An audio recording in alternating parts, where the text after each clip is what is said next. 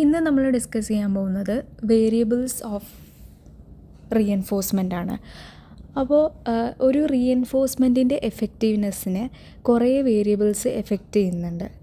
അപ്പോൾ അങ്ങനെ 3 വേരിയബിൾസ് ആണുള്ളത്: amount of reinforcement, delay of reinforcement, schedule of reinforcement.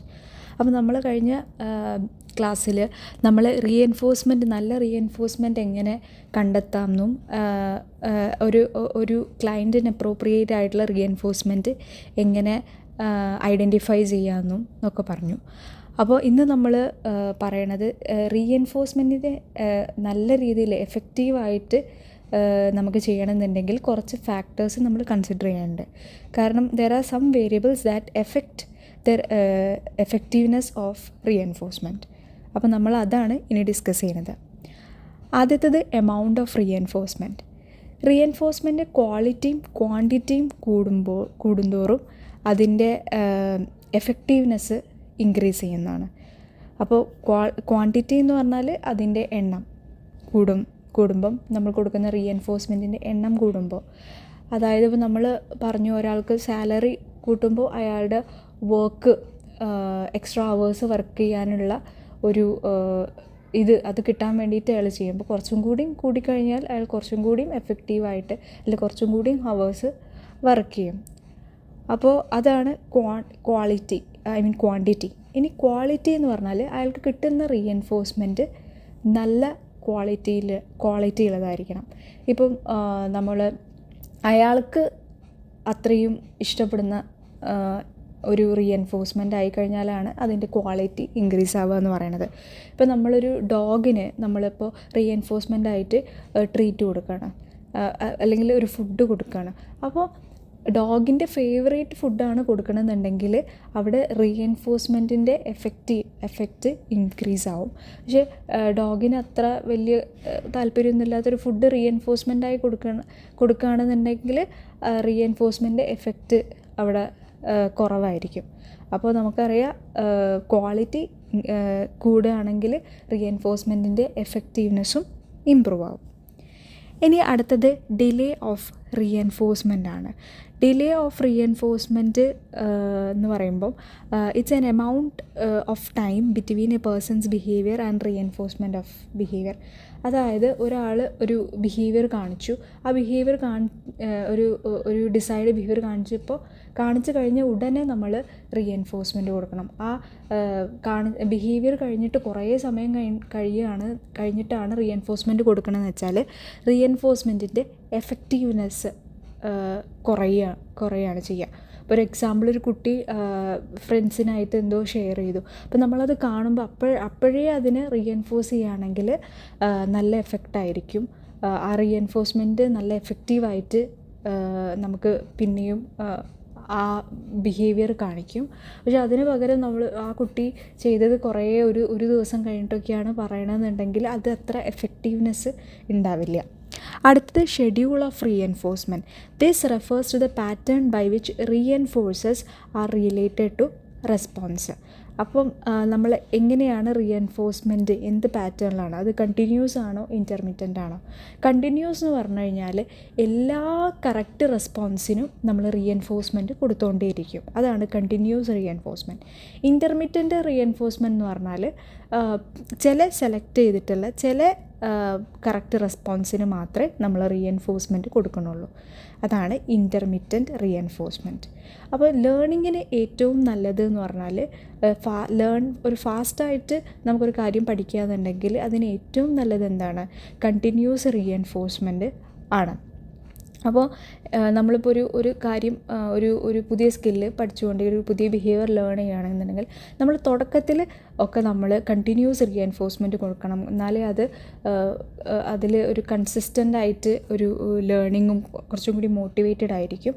അങ്ങനെ പിന്നെ കുറേ കഴിഞ്ഞതിന് ശേഷം നമ്മൾ കണ്ടിന്യൂസ് റീഎൻഫോഴ്സ്മെൻറ്റിൽ നിന്ന് അതൊരു ഇൻ്റർമിറ്റൻ്റ് റീഎൻഫോഴ്സ്മെൻറ്റിലേക്ക് മാറ്റിയിട്ട് നമുക്ക് മെയിൻറ്റെയിൻ ചെയ്ത് പോവാം.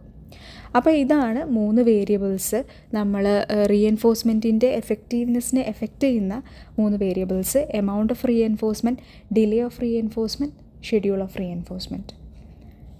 ഇനി അടുത്തത് ഫെസിലിറ്റേറ്റിംഗ് ജനറലൈസേഷൻ ആൻഡ് മെയിൻ്റനൻസ്. അപ്പോൾ ഇത് നമ്മൾ ഓൾറെഡി ഇതിൻ്റെ മുന്നേ കഴിഞ്ഞ ടോപ്പിക്കിൽ ഫെയ്ഡിങ്ങിൻ്റെ അവിടെ നമ്മൾ ഡിസ്കസ് ചെയ്തിട്ടുണ്ടായിരുന്നു.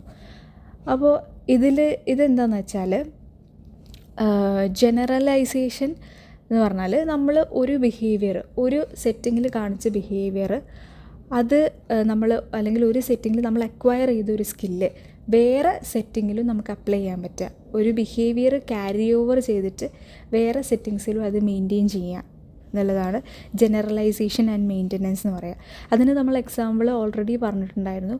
ഒരു കുട്ടി നമ്മളൊരു ക്ലിനിക്കൽ സെറ്റിങ്ങിൽ നമ്മൾ പഠിച്ച ഒരു സ്കില്ല് നമ്മൾ വേറെ സെറ്റിങ്ങിലും നമ്മൾ അപ്ലൈ ചെയ്യുക. വേറെ സെറ്റിങ്ങിലും നമ്മളതേ ഇതന്നെ അപ്ലൈ ചെയ്യാൻ പറ്റുക. അവിടെയും പഠിച്ച സ്കിൽസൊക്കെ ക്യാരി ഓവർ ചെയ്യാൻ പറ്റുക. അപ്പോൾ അതിന് വേണ്ടിയിട്ട് നമ്മൾ ഈ ജനറലൈസേഷൻ ആൻഡ് മെയിൻ്റെനൻസിനെ ഫെസിലിറ്റേറ്റ് ചെയ്യുന്ന കുറച്ച് വേസ് ഉണ്ട്, മെത്തേഡ്സ് ഉണ്ട്. അതിലൊന്നാണ് ഫെയ്ഡിങ്, നമ്മൾ മുന്നേ പറഞ്ഞിരുന്നു. പിന്നെ രണ്ടാമത്തത് സെൽഫ് റീഎൻഫോഴ്സ്മെൻറ്റ് ആൻഡ് സെൽഫ് അപ്രൂവലാണ്. അതായത് നമ്മളിപ്പോൾ റീഎൻഫോഴ്സ്മെൻറ്റ് കൊടുക്കുന്ന റീഎൻഫോഴ്സ്മെൻറ്റ് ഒരു നാച്ചുറൽ ഫോം ഓഫ് റീഎൻഫോഴ്സ്മെൻറ്റ് ആയിരിക്കുക എന്നുള്ളതാണ്. അപ്പോൾ നമ്മൾ ഒരു ബിഹേവിയർ പഠിക്കുന്ന സമയത്ത് സ്കില്ല് ഡെവലപ്പ് ചെയ്യണം, നമ്മളൊരു സ്പെസിഫിക് സെറ്റ് ഓഫ് റീഎൻഫോഴ്സ്മെൻ്റ് ആയിരിക്കും കൊടുക്കുന്നുണ്ടാവുക. നമ്മൾ ഹോസ്പിറ്റൽസിലോ ക്ലിനിക്കലിലോ ഇപ്പോൾ ക്ലാസ് റൂമിലോ അല്ലെങ്കിൽ വീട്ടിലോ നമ്മൾ ഒരു സ്പെസിഫിക് സെറ്റായിരിക്കും. പക്ഷെ മെല്ലെ ആ റീഎൻഫോഴ്സ്മെൻറ്റിൽ നിന്ന് മാറ്റി നമ്മൾ നമുക്ക് ഒരു സോഷ്യൽ അപ്രൂവൽ അല്ലെങ്കിൽ സെൽഫ് റീഎൻഫോഴ്സ്മെൻറ്റ് ആക്കിയിട്ട് അതിനെ മാറ്റാൻ ശ്രമിക്കുക. അപ്പോൾ ഞാൻ മുന്നേ പറഞ്ഞിട്ടുണ്ട്, നമ്മൾ ഏതൊരു റീഎൻഫോഴ്സ്മെൻറ്റ് കൊടുക്കുകയാണെങ്കിലും ടുവേർഡ്സ് ദ എൻഡ് കുട്ടിക്ക് നമുക്കൊരു സെൽഫ് റീഎൻഫോഴ്സ്മെൻറ്റിലേക്ക് അത് കൊണ്ടുവരാൻ ശ്രമിക്കുകയാണ് വേണ്ടതെന്ന് പറഞ്ഞിട്ടുണ്ട്. അപ്പോൾ അങ്ങനെ ചെയ്യുക. അതായത് gradually exposing the client to the type of reinforcements that occurs in the natural social environment, അങ്ങനെ ആക്കാം. അപ്പോൾ നമ്മൾ മുന്നേ പറഞ്ഞപ്പോൾ ഷെഡ്യൂൾ ഓഫ് റീഎൻഫോഴ്സ്മെൻറ്റിൽ പറഞ്ഞ പോലെ തന്നെ കണ്ടിന്യൂസ് ആയിട്ടുള്ള ഷെഡ്യൂൾ ഓഫ് റീഎൻഫോഴ്സ്മെൻറ്റ് മെല്ലെ മാറ്റിയിട്ട് നമ്മൾ ഇൻ്റർമിറ്റൻറ്റ് ഷെഡ്യൂളിലേക്ക് ആക്കാം. അപ്പോൾ അതെന്താ വെച്ചാൽ നമ്മൾ അത് കുറച്ചും കൂടിയും ഈ ജനറലൈസേഷനും മെയിൻ്റെനൻസിനെയൊക്കെ ഫെസിലിറ്റേറ്റ് ചെയ്യുന്നതാണ്.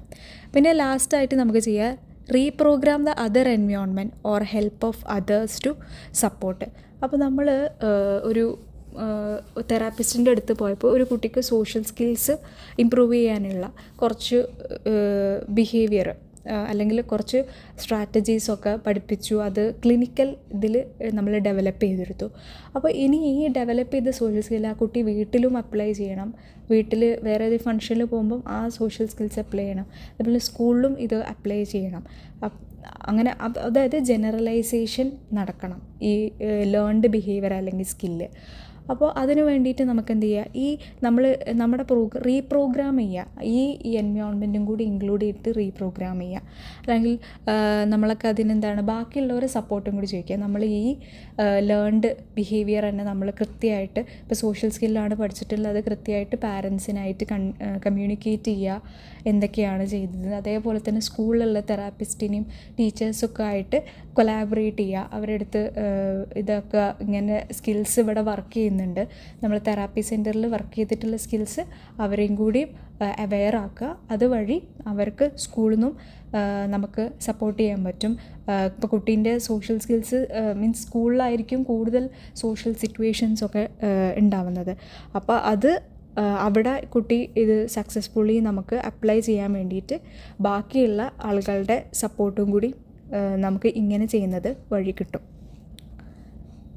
അപ്പോൾ ഇതാണ് ഫെസിലിറ്റേറ്റിംഗ് ജനറലൈസേഷൻ ആൻഡ് മെയിൻ്റനൻസ് എന്ന് പറയുന്നത്. ഇനി നമ്മൾ ഡിസ്കസ് ചെയ്യണത് ക്രിറ്റിസിസംസ് ആണ്. അതായത് റീഎൻഫോഴ്സ്മെൻറ്റ് യൂസ് ചെയ്ത പ്രോഗ്രാംസിന് എഗെയിൻസ്റ്റ് കുറച്ച് ക്രിറ്റിസിസംസ് ഉണ്ട്. അതായത് കുറച്ച് വിമർശനങ്ങളുണ്ട്. അപ്പോൾ അത് എന്തൊക്കെയാണ് ക്രിട്ടിക്സ് പറയണത് നമുക്ക് നോക്കാം. ഒന്നാമത്തെ പോയിൻ്റ് എന്ന് പറയുന്നത് inappropriate to be reinforcing people for something they should be doing. അവർ ചെയ്യേണ്ട നിർബന്ധമായിട്ടും നാച്ചുറലി അവർ ചെയ്യേണ്ട കാര്യത്തിന് അവരെ റീഎൻഫോഴ്സ് ചെയ്യുക എന്ന് പറയണത് ഒരു ആവശ്യമില്ലാത്തൊരു കാര്യം, ഒരു ഇൻഅപ്രോപ്രിയേറ്റ് ആണെന്നാണ് പറയണത്. ഇതിപ്പോൾ ഒരു ബ്രൈബറി പോലെയാണ്, കൈക്കൂലി പോലെയാണെന്നാണ് ക്രിട്ടിക്സ് പറയണത്. വേറൊന്ന് പറയണത് people will come to expect reward for everything. അവരുടെ ആൾക്കാർ നമ്മളിങ്ങനെ റീഎൻഫോഴ്സ് ചെയ്തുകൊണ്ടിരുന്നവർ എല്ലാത്തിനും റീഎൻഫോഴ്സ്മെൻറ്റ് പ്രതീക്ഷിക്കും. പിന്നെ റീഎൻഫോഴ്സ്മെൻറ്റ് ഇല്ലാണ്ട് കാര്യങ്ങൾ ചെയ്യില്ല എന്നാവും. അപ്പോൾ ഇതുവഴി നമ്മൾ കുറച്ചും കൂടി ഒരു ഗ്രീഡ് ആണ് നമ്മൾ വളർത്തിയെടുക്കുന്നത്, ഒരു അത്യാഗ്രഹം അങ്ങനെയൊക്കെയാണ് നമ്മൾ വളർത്തിയെടുക്കുന്നത്. ഇതൊരു ഒരു ഒരു ഒരു ഒരു പേഴ്സണിനൊരു ബാഡ് ബിഹേവിയർ കൂടിയാണ് നമ്മളിങ്ങനെ എപ്പോഴും റീഎൻഫോഴ്സ് ചെയ്യുമ്പം ഉണ്ടാക്കിയെടുക്കണമെന്നാണ് പറയുന്നത്. പിന്നെ വേറൊരു ക്രിറ്റിസം പറയുന്നത് ഇത് നമ്മൾ ഇൻട്രിൻസിക് മോട്ടിവേഷനെ നശിപ്പിക്കും എന്നാണ് പറയണത്. അപ്പോൾ ഒരു എക്സ്ട്രിൻസിക് റീഎൻഫോഴ്സ്മെൻറ്റ് ഇൻട്രിൻസിക് മോട്ടിവേഷനെ ഡിക്രീസ് ചെയ്യും എന്നാണ് പറയണത്. അതിൻ്റെ ഇൻട്രിൻസിക് മോട്ടിവേഷൻ റെഡ്യൂസ് ചെയ്യുന്നുള്ളത്. അതിന് എക്സാമ്പിൾ എന്ന് പറയണത്, ഇപ്പോൾ ഒരു കുട്ടി ഒരു ഗെയിം നന്നായിട്ട് എൻജോയ് ചെയ്യായിരുന്നു. നമ്മൾ അവിടെ ഒരു റീഎൻഫോഴ്സ്മെൻറ്റ് എസ്റ്റാബ്ലിഷ് ചെയ്തു. നമ്മൾ ഓരോ വട്ടം കുട്ടി കളിക്കുമ്പോൾ നമ്മളതിനെ റീഎൻഫോഴ്സ് ചെയ്തിട്ട് എന്തെങ്കിലും കൊടുക്കാൻ തുടങ്ങി. റീഎൻഫോഴ്സ് ചെയ്തിട്ട് നമ്മൾ റീഎൻഫോഴ്സ്മെൻറ്റ് കൊടുത്തു. അങ്ങനെ പിന്നെ നമ്മൾ റീഎൻഫോഴ്സ്മെൻറ്റ് സ്റ്റോപ്പ് ചെയ്യുമ്പം കുട്ടിയുടെ കളിക്കാനുള്ള ഇൻട്രസ്റ്റും കുറയുന്നു എന്നാണ് പറയണത്. അതായത് താരതമ്യേന നമ്മൾ റീഎൻഫോഴ്സ്മെൻറ്റ് കൊടുക്കുന്നതിന് മുന്നേ കുട്ടിക്കുണ്ടായിരുന്ന ഇൻട്രസ്റ്റ് ഇപ്പോൾ റീഎൻഫോഴ്സ്മെൻറ്റ് നമ്മൾ സ്റ്റോപ്പ് ചെയ്തപ്പം കുറയുന്നു എന്നാണ്. അപ്പോൾ ഇതൊക്കെയാണ് ചില റീഎൻഫോഴ്സ്മെൻറ്റ് യൂസ് ചെയ്തിട്ടുള്ള പ്രോഗ്രാംസിൻ്റെ ക്രിറ്റിസിസംസ്. അപ്പോൾ ഒരുപാട് പ്രോഗ്രാംസ് നമ്മളിപ്പോൾ സ്പെഷ്യൽ എഡ്യൂക്കേഷനിലായാലും നമ്മൾ ഡെയിലി ലൈഫിലൊക്കെ ആയാലും കുറേ സ്ഥലത്ത് നമ്മൾ റീഎൻഫോഴ്സ്മെൻറ്റ് എഫക്റ്റീവായിട്ട് യൂസ് ചെയ്യുന്നുണ്ട്. ഇതതിൻ്റെ കുറച്ച് ക്രിറ്റിസിസംസാണ്. അപ്പോൾ ഇന്ന് നമ്മൾ ഡിസ്കസ് ചെയ്തത് നമ്മൾ റീഎൻഫോഴ്സ്മെൻറ്റിൻ്റെ വേരിയബിൾസ് ഓഫ് റീഎൻഫോഴ്സ്മെൻറ്റ് ഡിസ്കസ് ചെയ്തു. പിന്നെ എങ്ങനെ ജനറലൈസേഷൻ ആൻഡ് മെയിൻ്റനൻസ് ഫെസിലിറ്റേറ്റ് ചെയ്യാം, അതിനുള്ള കുറച്ച് ബേസ് ഡിസ്കസ് ചെയ്തു. ക്രിറ്റിസിസംസ് നമ്മൾ ഡിസ്കസ് ചെയ്തു.